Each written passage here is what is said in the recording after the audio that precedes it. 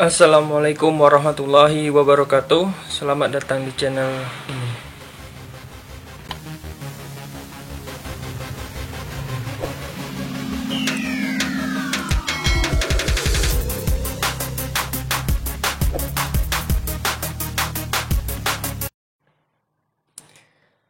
Ya, kita masuk lagi di materi pertama, yaitu dimensi 3. Jadi untuk dimensi 3 kita akan belajar apa aja. Sebelumnya kita kenalan dulu ya. Jadi pada tahun 300 sebelum Masehi di Alexandria lahirlah seorang matematikawan yang bernama Euclid, atau yang lebih dikenal sebagai Bapak Geometri. Ya, ini dia Bapak Geometri kita. Kemudian jadi Euclid ini atau Bapak Geometri ini dalam bukunya The Elements ia menyatakan 5 postulat yang terkenal. Jadi misalnya seperti ini. Kira-kira bisakah kita menyebutkan contoh benda 2 dimensi di sekitar kita? Pasti langsung kepikiran bahwa lukisan, atau mungkin bisa stiker, atau mungkin bisa foto yang bentuknya memiliki panjang dan lebar. Untuk contoh benda atau bangun geometri yang 2 dimensi. Lalu bagaimana dengan contoh benda 3 dimensi? Mungkin kita bisa ambil contoh atau langsung kepikiran di kepala kita, benda atau bangun geometri 3 dimensi tersebut adalah patung, bisa, atau buku yang memiliki ketebalan, terus ada kotak atau kardus. Kemudian kalau itu kan benda atau bangun geometri 2 dan 3 dimensi. Pernah gak kita kepikiran apakah ada yang 0 dimensi? Bagaimana dengan 0 dimensi? Dapatkah kita menyebutkannya? Atau bagaimana dengan 1 dimensi? Terus timbul lagi pertanyaan, apakah ada bangun geometri yang 4 dimensi? Menarik ya. Nanti kita akan membahasnya ya. Nah, ternyata di buku The Elements dari Euclid menyatakan 5 postulat. Yang pertama itu titik. Jadi ternyata titik itu adalah 0 dimensi. Terus ada garis adalah 1 dimensi. Terus ketiga, persegi dan bangun datar lainnya adalah 2 dimensi, yaitu memiliki panjang dan lebar. Kemudian bangun ruang adalah 3 dimensi, yaitu panjang, lebar, dan tinggi. Kemudian tidak ada bangun geometri 4 dimensi.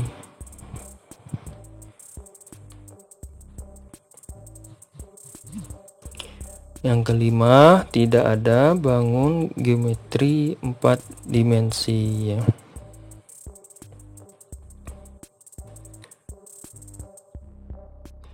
Kemudian untuk di dimensi juga kita akan belajar antara jarak titik ke titik. Kemudian ada habis jarak titik ke titik ada sebagai prasyarat untuk masuk ke jarak titik ke garis. Habis itu jarak titik ke bidang, yang semuanya digunakan untuk penerapan dalam kehidupan sehari-hari. Untuk rumus pembantunya itu menggunakan teorema Pythagoras. Nanti akan kita bahas di lain waktu untuk teorema Pythagorasnya.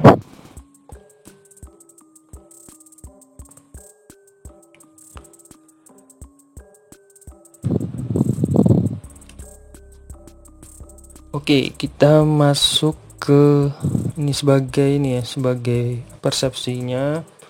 Kita akan membahas mengenai apa itu titik, biar agak ingat. Jadi ada unsur-unsur dari ruang, yaitu titik. Jadi titik, bagian-bagian yang membentuk ruang itu adalah titik, garis, dan bidang. Ketiga bagian ini, titik, garis, dan bidang, dinamakan unsur-unsur ruang.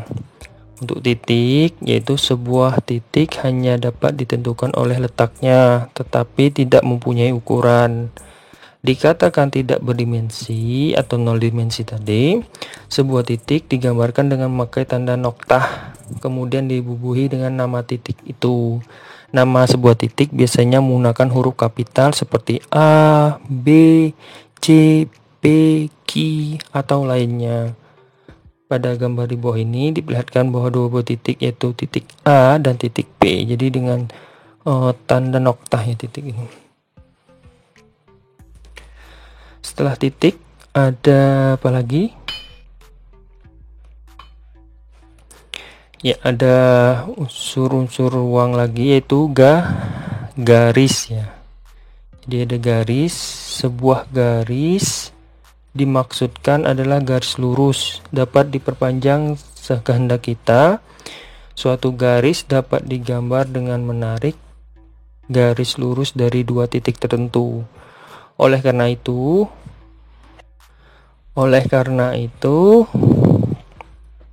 panjang garis dapat diperpanjang tak terbatas. Garis hanya mempunyai ukuran panjang, tetapi tidak mempunyai ukuran lebar. Biasanya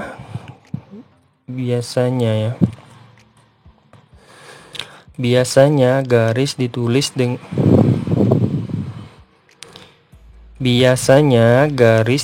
dengan huruf kecil seperti G, H, K, dan seterusnya.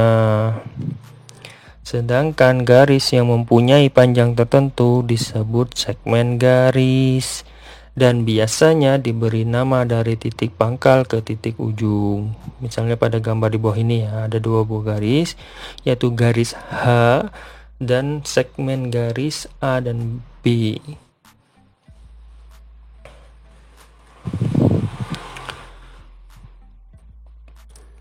Kemudian ada Selain unsur garis, ada unsur bidang. Sebuah bidang dimaksudkan adalah bidang datar, dapat diperluas seluas-luasnya. Pada umumnya sebuah bidang hanya dilukiskan sebagai wakil bidang. Wakil suatu bidang punya dua ukuran, yaitu panjang dan lebar. Gambar dari wakil bidang dapat berbentuk persegi, buju, sangkar, jajar genjang, dan sebagainya. Nama dari wakil bidang ini biasanya ditandai pada bagian pojok atau dengan sederetan huruf besar seperti A, B, C, D, E, F, G, H, dan lainnya. Pada gambar di bawah ini diperlihatkan bidang berbentuk persegi. Bidang A, bidang berbentuk persegi untuk bidang KLM-nya.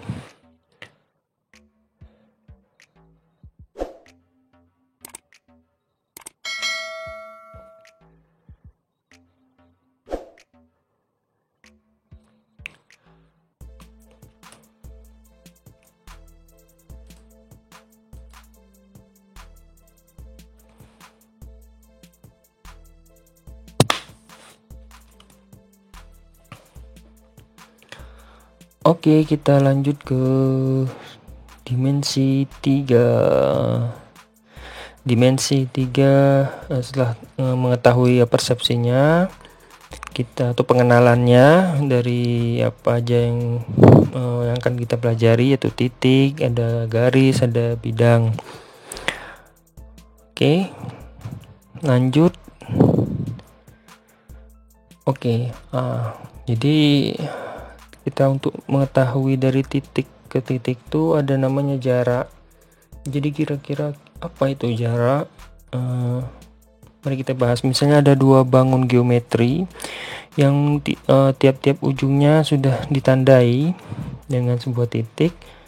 Nah, kira-kira dari dua bangun geometri ini kalian bisa nggak menentukan jaraknya itu di titik mana aja, atau titik ke titik mana aja? Oh, yang titik tengah itu ya.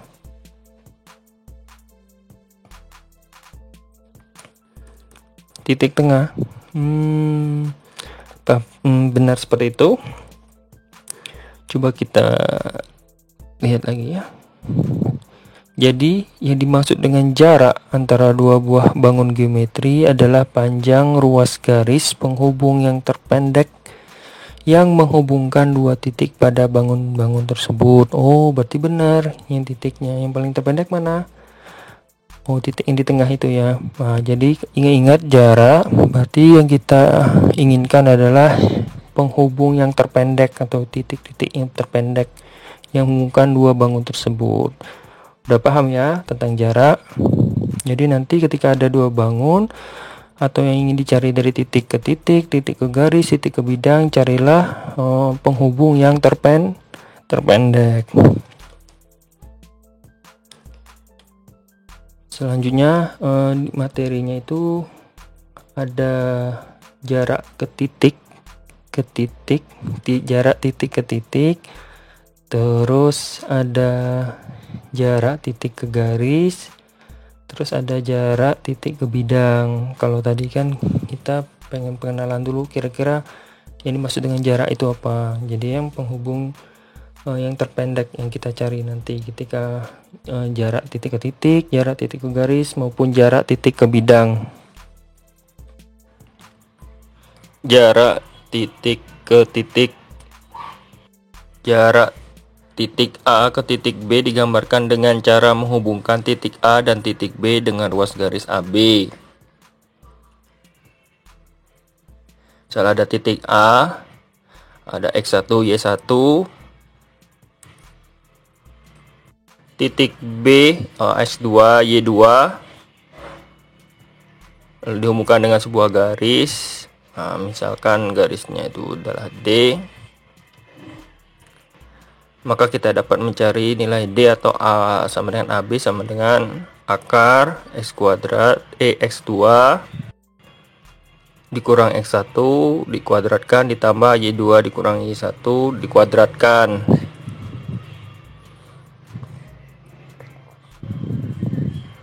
Kemudian habis setelah dapat ini bisa juga dengan kalau ada sisi D sama sisi diketahui dapat menggunakan rumus Pitagoras. Terus jarak titik ke titik berarti jarak titik A ke titik B dalam suatu ruang dapat digambarkan dengan cara menghubungkan titik A dengan titik B dengan ruas AB. Misalnya ada ruasnya atau apa ruangnya, ruang ada titik A terus ada titik B, dapat kita menghubungkan titik A dengan titik B sehingga memperoleh ruas garis AB, yaitu D. Kemudian jarak titik ke garis. Jarak titik P ke garis G digambarkan dengan cara membuat garis dari titik P dan tegak lurus ke garis G. Maksudnya gimana? Misalnya ada titik P yaitu X1, Y1. Kemudian kita gariskan sebuah garis G.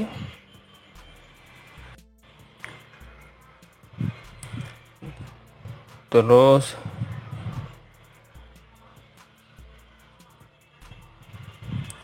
misalkan garis G-nya itu memiliki persamaan AX plus BY plus C sama dengan 0, maka kita dapat membuat garis tegak lurus dari titik P ke garis G, yaitu panjang D. Maka diperoleh untuk rumusannya itu D sama dengan harga muta AX1 plus BY1 plus C per akar A kuadrat ditambah B kuadrat.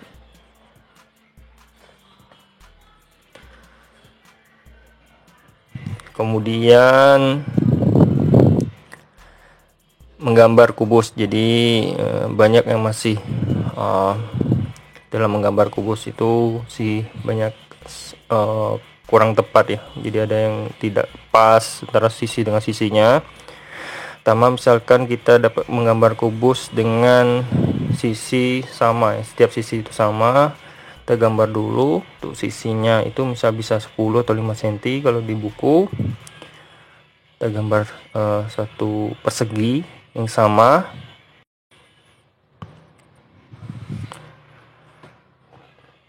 sehingga nanti kita akan memperoleh kita akan membuat dua persegi tapi dalam berbeda penaruhannya. Kita buat persegi pertama, ini misalnya sekitar 5 atau 10 cm, nanti sama semua ya, 5 5 5 5 untuk yang kubus. Kemudian kita gambarkan lagi persegi yang sama dan kita taruh di samping belakangnya.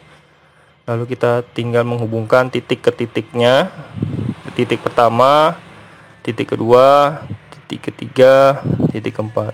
Cara ini juga sama berlaku juga untuk menggambar balok. Tinggal dilihat berapa ukurannya.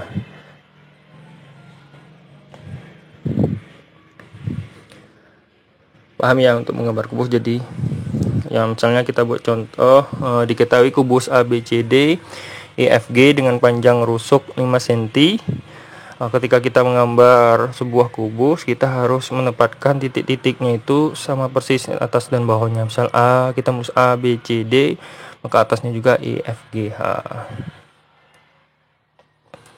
Jadi seperti itu ya, urutannya sama seperti itu agar lebih mudah.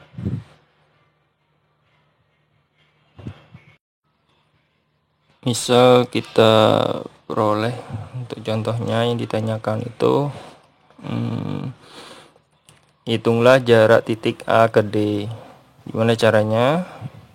A ke D. Kita yang ketahui tadi tiap sisinya itu terusuknya itu berapa? 5 cm ya.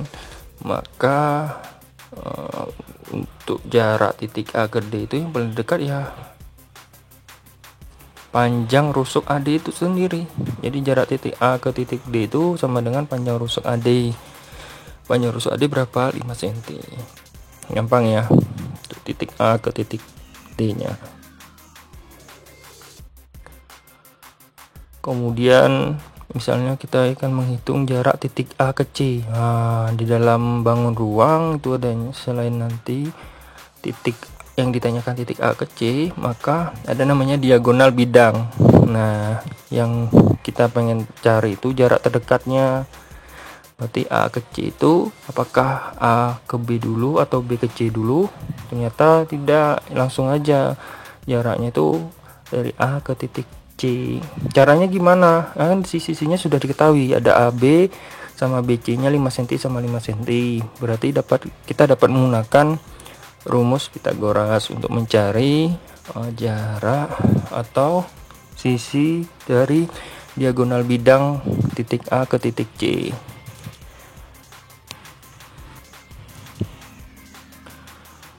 Yaitu jarak titik A ke titik C sama dengan panjang diagonal AC atau diagonal bidang.